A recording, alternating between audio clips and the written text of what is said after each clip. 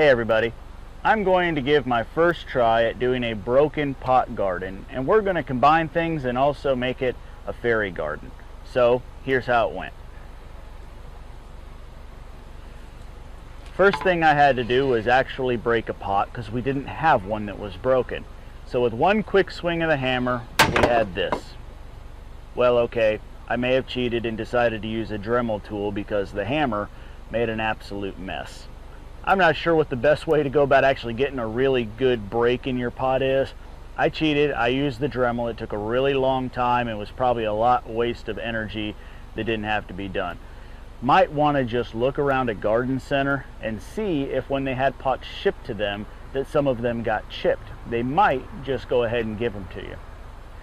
Well, with the potting materials ready, I started lining them up to make the steps that I wanted, making sure that I left a big enough area at the top that it was going to hold this beautiful fairy house that my wife made over at a ceramic studio here in town.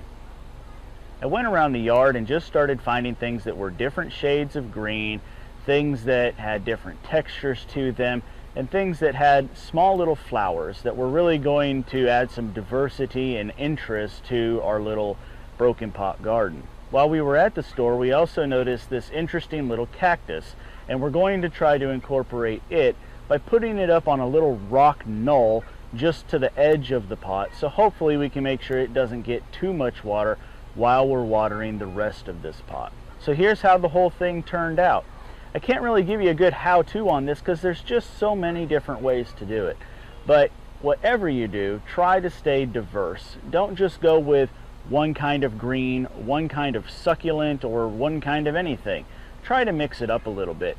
I'm really looking forward to all of these different plants establishing themselves in this container and really filling it out. I think it's going to be a very interesting thing to do. We'll probably do a follow-up on this, but the best thing to do is go check us out over on our website and on Facebook, where we share pictures. And at random times, who knows when I'll take a picture of this thing and show everybody just how well it's doing. Thank you all so much for watching. We'll see you next time.